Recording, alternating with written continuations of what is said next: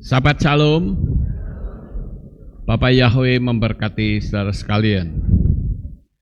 Pada pagi ini, saya akan menyampaikan firman Tuhan dengan tema hambatan. Setiap kali kita di dalam menjalani kehidupan ini, kita akan berhadapan dengan yang namanya hambatan. Baik hambatan dalam pelayanan, baik hambatan dalam rumah tangga, atau bisnis, pendidikan, percintaan, buka toko atau produk baru, bahkan membuka pelayanan untuk meraih cita-cita dan impian, itu selalu ada hambatan.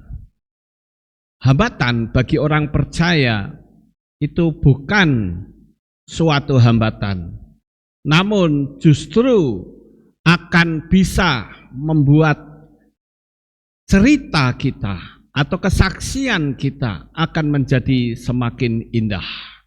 Saya ambil contoh misalnya, saat saya bisa meraih pelayanan di tempat ini, di gereja lama atau kehilat yang lama itu, saya mengalami banyak sekali hambatan. Sehingga itu bisa diceritakan menjadi satu kesaksian bahwa Bapa Yahweh yang kita sembah itu selalu menyertai kita, menolong kita sampai hari ini dan selamanya. Bahkan tidak jarang kita harus mempertaruhkan diri. Seperti saya ambil contoh di kitab suci, ada yang namanya Yosef. Saudara yang terkasih, Yosef itu ketika dia mulai menceritakan mimpinya, itu juga ditolak keluarga. Harus nyemplung sumur, kemudian dijual, kemudian difitnah, dan bahkan seolah-olah tidak ada harapan. Karena apa? Karena posisi Yusuf bukan lagi orang merdeka, tetapi menjadi budak belian. Kita juga melihat bagaimana Daud bisa meraih kedudukan, juga harus menghadapi Goliat. Dan itu pun setelahnya masih berhadapan dengan anaknya. Begitu terus saudara. Kita melihat bagaimana hambatan-hambatan manusia itu selalu ada. Hari ini mungkin saudara menghadapi hambatan. Tidak tahu apakah hambatan itu ada di bisnis saudara, apakah hambatan itu ada di percintaan saudara, apakah hambatan itu ada dalam pelayanan saudara. Tapi percayalah, hambatan itu sebetulnya untuk mempercantik kesaksian kita. Jadi jangan kita berkecil hati saudara. Jangan kita patah semangat. Lanjut terus. Bapa Yahweh selalu memberikan pertolongan kepada kita. Tidak ada orang sukses tanpa hambatan. Orang sukses pasti akan menghadapi banyak hambatan. Saya ambil contoh misalnya Thomas Alva Edison harus melakukan banyak percobaan, bahkan hampir yang saya dengar hampir 10.000 kali atau 1.000 kali saya lupa itu hambatan-hambatannya. Ketika ditanya oleh seorang wartawan, kenapa Anda bisa melewati hambatan atau kesalahan yang terus-menerus, kegagalan terus-menerus? Thomas Alva Edison memberikan jawaban bahwa yang saya temukan bukan kesalahan atau bukan kegagalan, tetapi saya menemukan kesalahan dalam membuat lampu pijar. Sehingga kita bisa menikmati lampu seperti sekarang ini, itu akibat dari jasanya Thomas Alva Edison. Kemudian kita melihat yang namanya James Dyson. Dia menguji 5.126 penyedot debu. Dan tidak main-main, saudara. Untuk membuat penyedot debu, dia harus melakukan pencobaan tidak tanggung-tanggung selama 15 tahun dan menghabiskan bahkan seluruh tabungannya. Tetapi percobaan yang ke-5.127 dia berhasil menjadikan atau menciptakan penyedot debu dan berhasil menjadi alat rumah tangga yang sampai sekarang dipergunakan oleh setiap orang yang mau memiliki penyedot debu. Kita tahu bahwa James Dyson itu juga mengalami banyak hambatan. Kita melihat lagi contoh yang lain, misalnya Olive dan Wilbur Wright atau yang dikenal dengan Wright bersaudara. Dia melakukan pencobaan yang begitu rumit. Bahkan mereka melakukan pencobaan dengan menggunakan glider untuk menguji desain pesawat pengontrol dan mengontrol penerbangan. Mereka mengembangkan pesawat dengan tenaga mesin dan propeller. Belum lagi menguji dan memperbaiki untuk meningkatkan kinerja stabilitas pesawat. Akhirnya, saudara, pada tanggal 17 Desember 1903, pesawat terbang yang sekarang menjadi pesawat komersial, bahkan menjadi pesawat tempur, adalah hasil penemuan dari Wright bersaudara. Dia tahu dengan menggunakan inspirasi seekor burung. Burung itu memiliki berat yang cukup lumayan kalau burungnya besar. Tetapi kenapa dia bisa terbang? Lalu dia mulai berpikir dengan keras. Akhirnya tanggal 17 Desember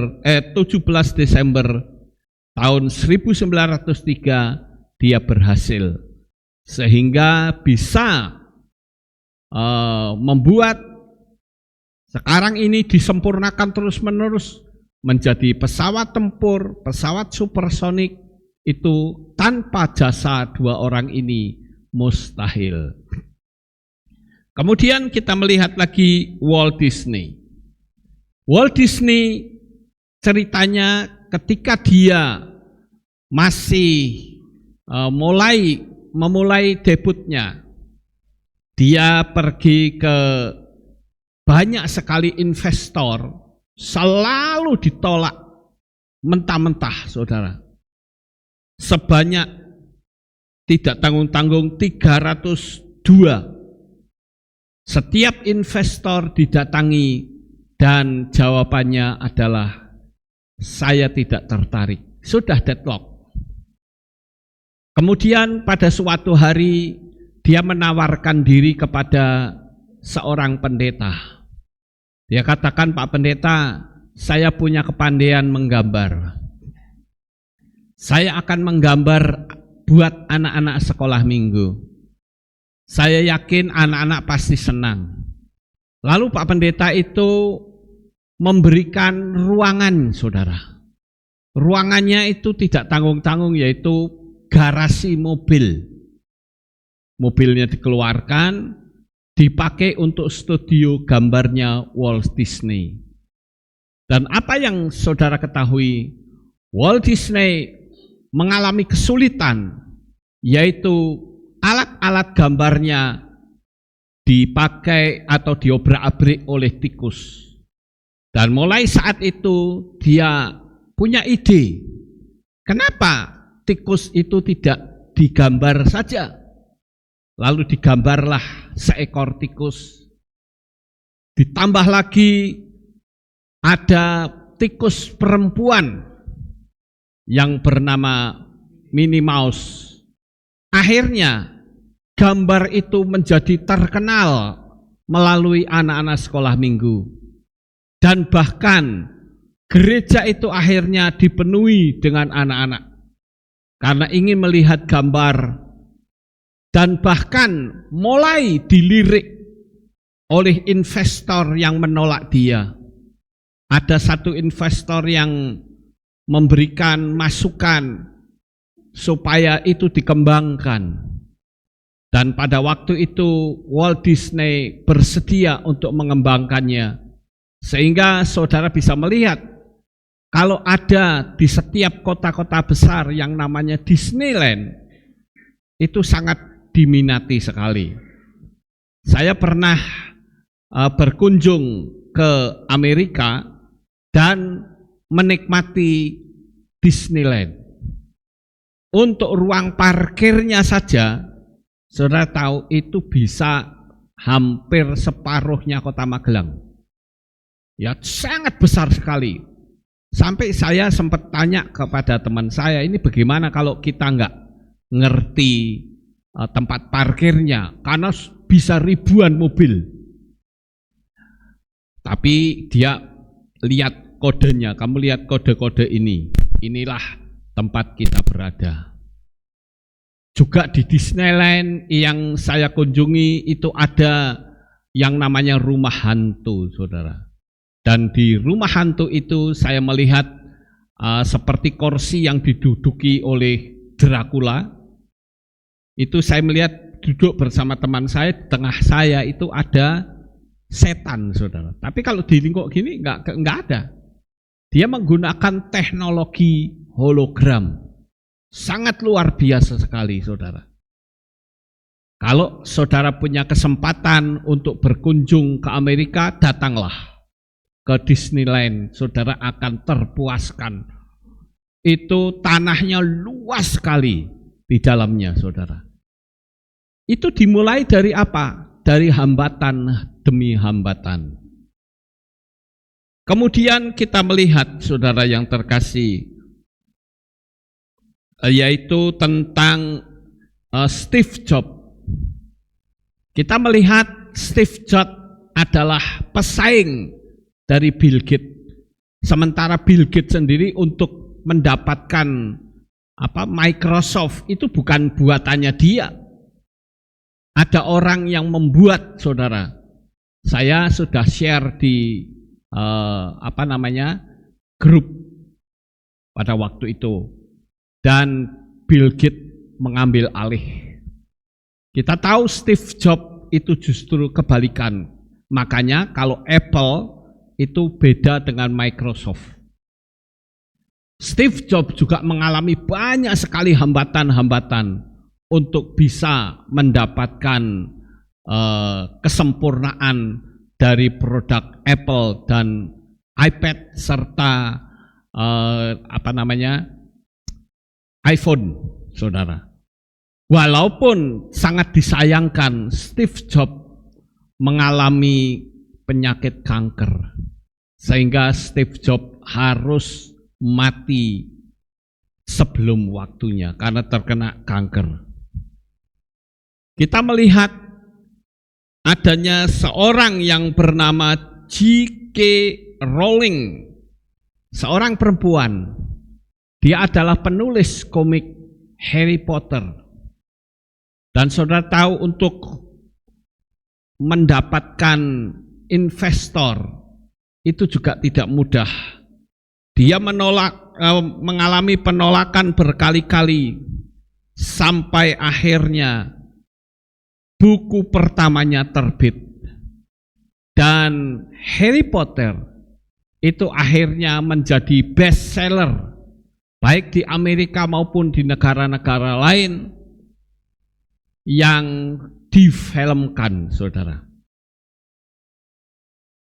Kita melihat yang namanya Alexander Graham Bell. Saudara tentu semua sudah mengerti siapa Alexander Graham Bell. Dia adalah penemu telepon yang mengalami pencobaan begitu banyak. Dari mulai telepon pakai kardus yang kecil itu ditarik, terus sampai mendapatkan hasil yang sangat luar biasa. Saya dulu masih kecil, saya sedikit bingung. Kenapa orang di desa saya bisa omong-omongan dengan orang di Jakarta? Saya sampai bingung, piye caranya kok bisa omong-omongan? Ya padahal jaraknya jauh. Sekarang lebih sempurna lagi. Kita bisa berbicara menggunakan handphone kita, bukan cuma sampai Jakarta, bahkan sampai ke luar negeri. Bahkan tidak jarang HP kita dipergunakan juga oleh kuasa kegelapan. Saya dulu ingat ada telepon, saudara, yang berkata, apakah Elis ada di Cawang?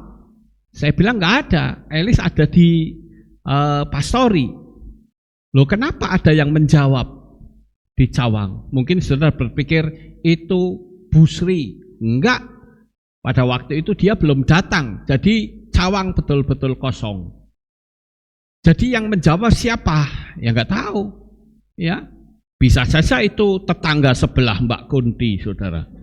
Ya, tapi yang jelas tidak ada orang di dalam rumah. Jadi saya pikir telepon juga bisa dimainkan oleh kuasa kegelapan.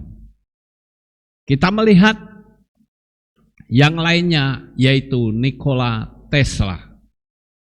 Nikola Tesla, meskipun kontribusinya pada pengembangan listrik tanpa kabel, mengalami sedikit kegagalan karena Tesla keburu dibunuh terlebih dahulu. Oleh siapa? Oleh si mata satu. Karena Tesla itu membuat listrik tanpa kabel, saudara. Dan itu berhasil. Bahkan dia bisa menciptakan alat yang bisa membuat gempa dan juga berhasil. Tetapi sayang sekali Tesla keburu dibunuh. Bahkan ketika dia melakukan pencobaan, dia didatangi oleh banyak polisi karena ada gempa lokal. Tapi sekarang dipakai oleh siapa? Oleh HAARP. Ya, kalau saudara mendengar pengajaran saya beberapa waktu yang lalu, ada yang namanya mesin HAARP. Itu dilakukan di Alaska. Ya, seperti gempa di Aceh dan sebagainya, itu buatan HAARP, saudara. Bahkan kita melihat bahwa kenapa saya mencurigai Amerika ikut campur tangan, karena di Aceh pada waktu yang lalu terjadi gempa, ada namanya kapal perang, kok bisa sampai di situ? Ya, juga orang-orang yang diambil dari bencana itu tubuhnya hitam seperti tir. Itu membuktikan adanya rekayasa di dalamnya. Saya sudah pernah cerita. Tetapi saudara, yang saya perlu sampaikan pada pagi ini adalah Nikola Tesla berhasil membuat listrik tanpa kabel. Bayangkan saja, kalau listrik tanpa kabel, nggak ada itu produk kabel, tidak ada itu pembayaran yang sampai kita ketatalan, karena semua sudah tanpa kabel, saudara. Kemudian kita lihat lagi contoh yang lain, yaitu Abraham Lincoln. Abraham Lincoln ini punya cita-cita ingin menjadi presiden Amerika. Dia mengalami banyak sekali hambatan. Bahkan Abraham Lincoln sampai masuk ke rumah sakit jiwa. Tapi akhirnya dia bisa berhasil keluar dan berusaha lagi untuk berprestasi di dalam pencalonan diri sebagai Presiden Amerika dengan satu slogan, kalau saya jadi Presiden Amerika, saya akan membebaskan kaum budak. Ketika ditanya oleh wartawan, mengapa kamu membebaskan kaum budak? Abraham Lincoln berkata, negara besar di dalamnya tidak ada kaum budak. Kaum budak itu artinya, apalagi warga negara Amerika, itu negara yang miskin. Sehingga melalui kampanyenya, dia berhasil menjadi Presiden Amerika. Saudara yang terkasih, dari apa yang saya bisa sampaikan pada pagi hari ini, kita menemukan beberapa kesimpulan. Yang pertama, tidak ada kemenangan tanpa perjuangan. Namanya saja perjuangan. Perjuangan itu berarti untuk meraih kemenangan. Negara Indonesia juga berhasil menghadapi penjajah, itu juga karena perjuangan. Yang berikutnya, kegigihan manusia selalu membuahkan hasil. Ya, selalu membuahkan hasil. Kalau kita mau gigih di dalam Tuhan, kita pun pasti akan mendapatkan pertolongan darinya. Yang penting kita mau hidup berkenan. Percaya saja, pasti kita akan meraih keberhasilan. Ya. Yang ketiga, kegagalan adalah bagian dari proses untuk meraih kesuksesan. Tidak ada orang yang berusaha itu selalu saja berhasil. Saya ambil contoh, seorang anak bayi, dia bisa lari itu pun melalui perjuangan. Dia harus belajar merangkak, dia harus belajar berdiri, dia juga harus belajar berjalan. Kadangkala dia harus jatuh, saudara. Demikian juga dengan orang yang ingin bisa naik sepeda. Saya yakin kita semua pernah belajar naik sepeda. Kadangkala jatuh, tetapi jikalau jatuh kemudian hanya menyerah, ya kita tidak akan bisa naik sepeda. Kalau jatuh, dia harus bangkit dan harus melakukannya. Dan akhirnya kita bisa naik sepeda. Jadi sekali lagi, yang namanya kegagalan itu pasti ada. Adalah bagian dari proses untuk meraih kesuksesan. Tetapi kalau kita mau bangkit, percayalah Tuhan pasti memberikan pertolongan. Yang keempat, tidak ada proses yang enak dan nyaman. Tetapi kita harus bersabar, ya. Yang namanya proses itu selalu nggak enak. Saya ambil contoh, orang mau bikin roti. Waktu dalam proses dimakan, enak nggak saudara? Pasti tidak enak. Bahkan mencret itu ya bisa, ya. Tetapi kalau sudah jadi roti, pasti akan enak dimakan. Yang kelima, kritikan selalu ada di sekitar kita. Contoh misalnya, kalau kita gemuk, kita dikritik. Wah, ini karena kamu kebanyakan makan.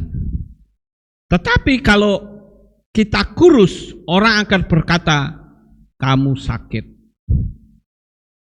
Kalau kamu berpakaian bagus, dikatakan kamu pamer. Ya. Tapi jikalau kamu pakai pakaian sederhana, orang masih mengkritik juga, kamu miskin.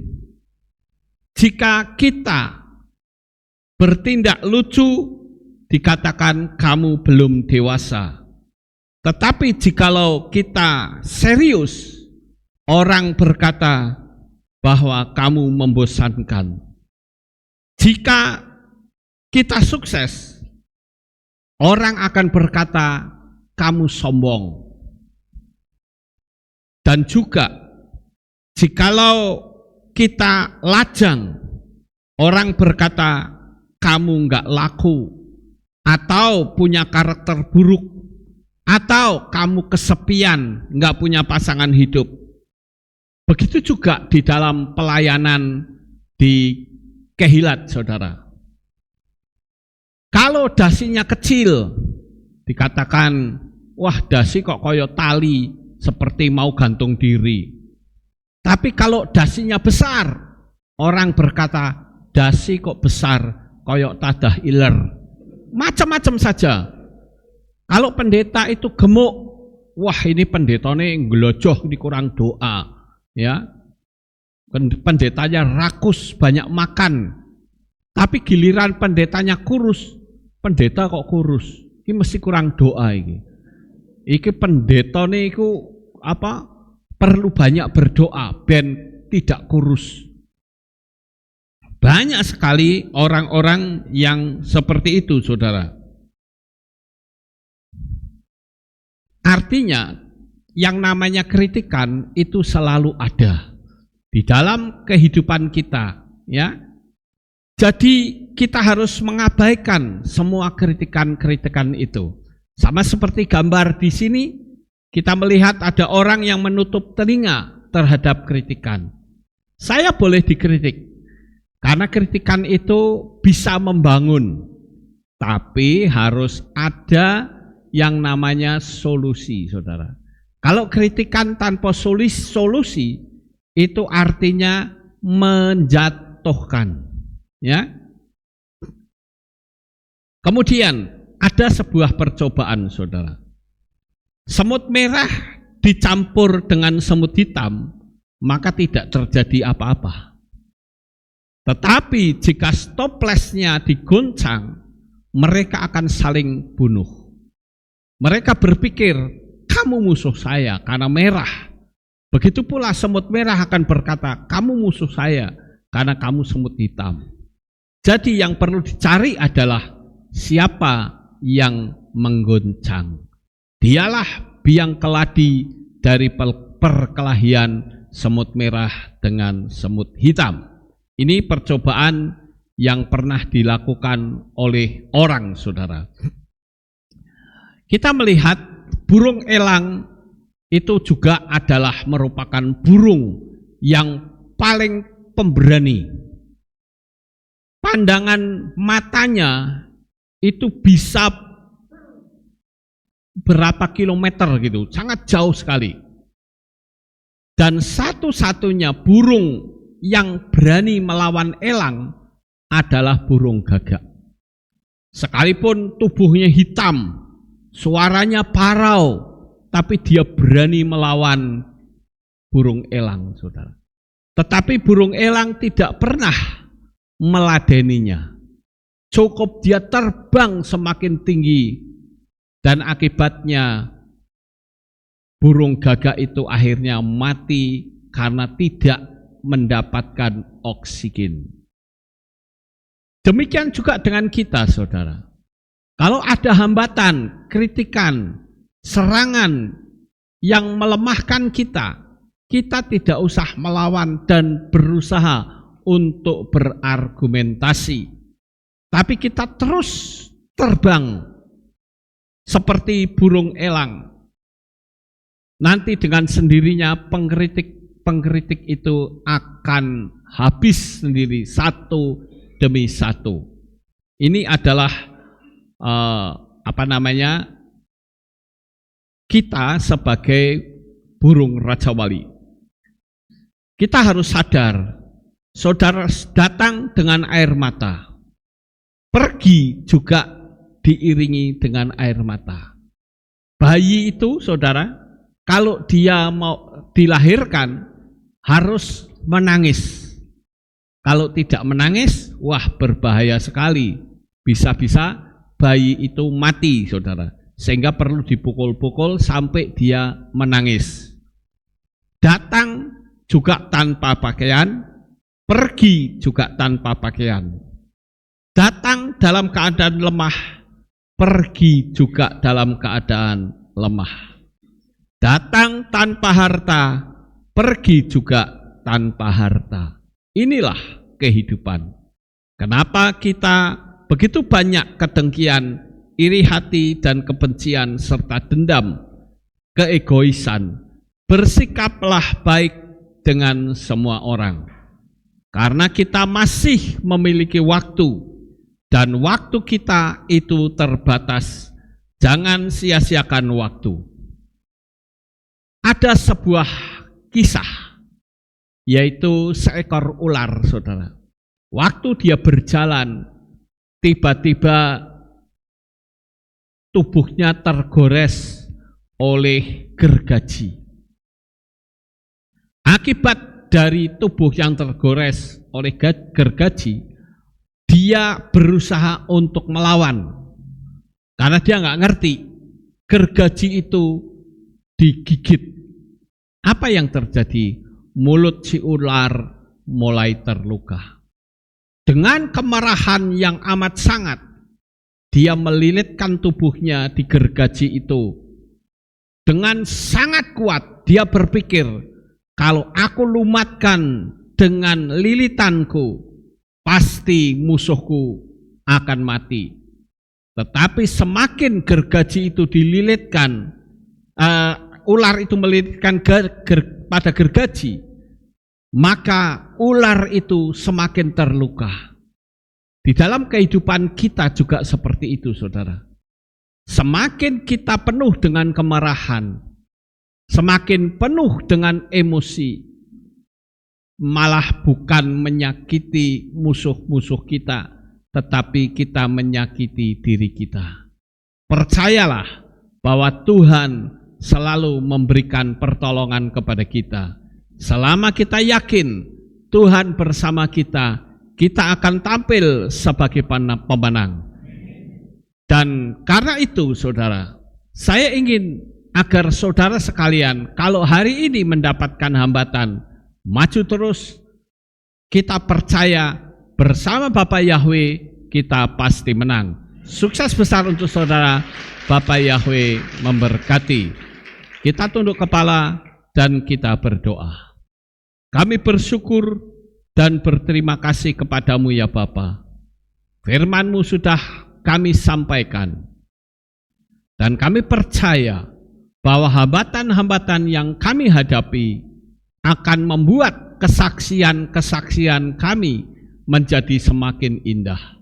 Karena justru hambatan itulah campur tangan daripadamu ikut ambil bagian.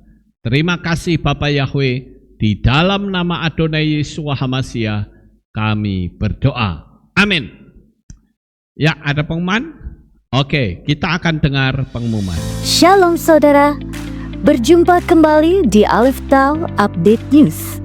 Berikut kami sampaikan pengumuman untuk minggu ini. Hadirilah hari raya yang telah ditetapkan oleh Bapa Yahweh, Hari Raya Shavuot, pada hari Minggu 1 Juni 2025 pukul 6 sore dengan tema Berjalan dalam Torah Yahweh. Ibadah Minggu pagi tetap ada seperti biasa. Dalam rangka memperingati perayaan Shavuot, akan diadakan aksi sosial donor darah pada hari Minggu 15 Juni 2025 pukul 9 pagi sampai selesai. Demikian pengumuman untuk minggu ini.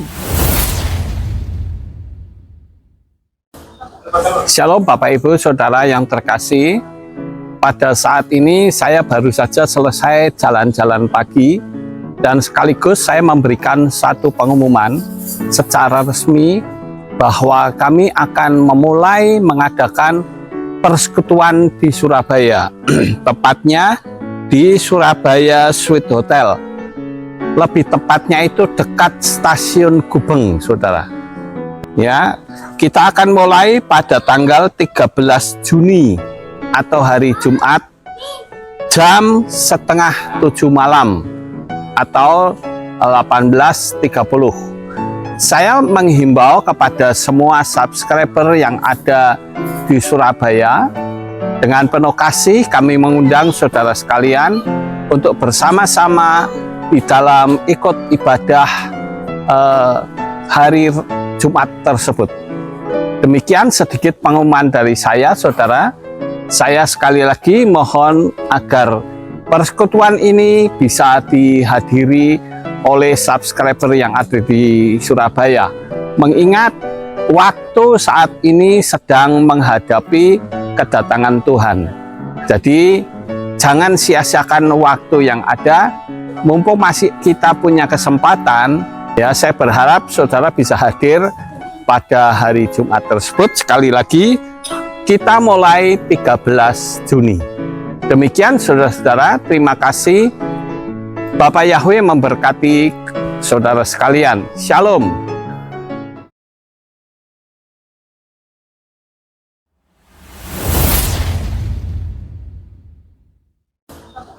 7 malam di Surabaya Sweet Hotel. Surabaya Sweet Hotel. Mari kita sama-sama tinggikan dan muliakan namanya. Bapak Yahweh memberkati. Pak Yahweh berkati.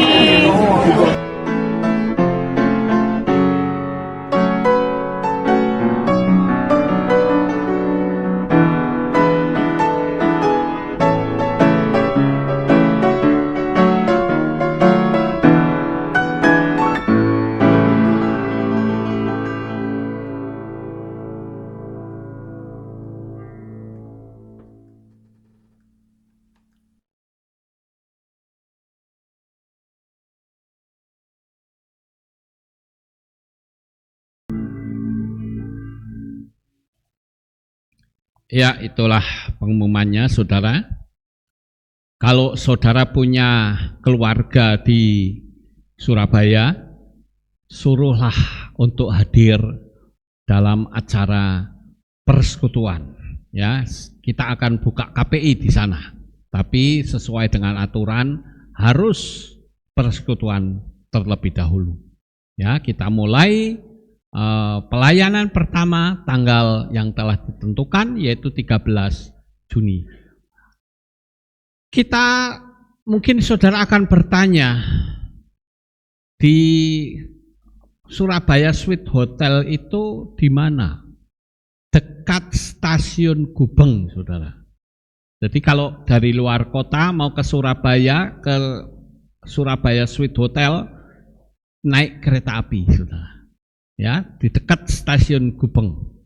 Jadi nggak jauh. Saudara bisa jalan kaki atau bisa naik Grab. Ya, bisa langsung ke sana. Nanti saudara tanya ke resepsionis, saudara akan dikasih tahu ruangan untuk bersama-sama ibadah. Itu saja saudara, kita akan akhiri kebaktian kita. Saya mengundang jemaat Tuhan kita bangkit berdiri, kita akan berdoa. Bapak Yahweh, selesai sudah ibadah kami. Sebentar kami akan pulang ke rumah kami masing-masing. Jaga lindungi, peliharakan kami hingga kami sampai di rumah masing-masing. Jauhkan kami dari kuasa kegelapan dan malapetaka, sampai kami bisa mendapatkan kembali di rumah masing-masing. Terima kasih Bapa. Biarlah firman-Mu yang kami dengar menjadi bagian dalam hidup kami. Terpujilah Engkau, di dalam nama Adonai Yeshua HaMashiach kami sudah berdoa. Mari kita angkat tangan kita dan kita akan menerima berkat Kohanim. Haleluya. Yevarecheka Yahweh wa yismereka.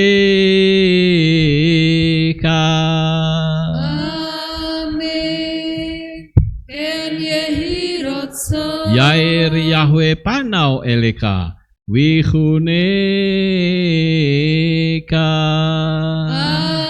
Amen. Ken yehirotso. Isa Yahweh panau eleka wiasem lecha shalom. Amen. Ken yehirotso.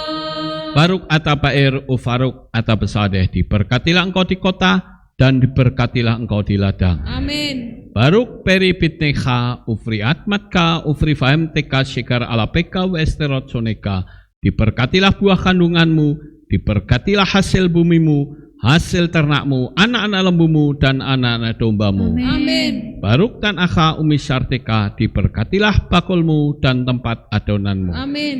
Baruk ata bawaika ufaruk ata peseteka, diberkatilah engkau pada waktu masuk dan diberkatilah engkau pada waktu keluar. Amin. Baruk ata Yahweh Eloheinu melek haolam, besem Yeshua HaMashiach waruah HaKodes kile olam faed. Di dalam nama Adonai Yeshua HaMashiach kami berdoa.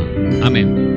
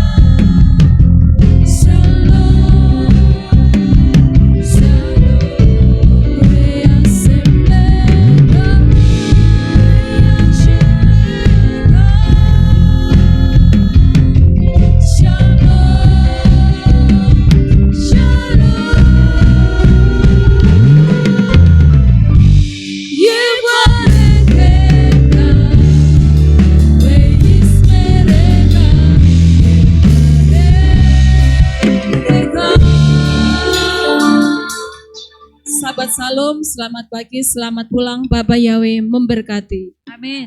Aku diberkati. Yahweh yang Maha Kuasa, terima kasih atas kehadiran Bapak Ibu Saudara sekalian dalam ibadah bersama kami di Kehilat Alef Tau Magelang. Doa saya Bapak Yahweh memberkati dengan kesehatan yang sempurna, damai sejahtera dan berkat materi yang semakin melimpah. Kami menunggu kembali kehadiran Bapak Ibu Saudara sekalian pada jam yang tersedia. Hari Sabat jam 5 pagi, hari Minggu jam 6 pagi, hari Rabu jam 6 sore. Siap sedialah sebagai mempelai Hamashiach untuk menyambut kehadiran mempelai pria kita yaitu Adonai Yeshua HaMashiach di awan-awan yang permai. Amen lehitraot. Shalom, sampai jumpa kembali.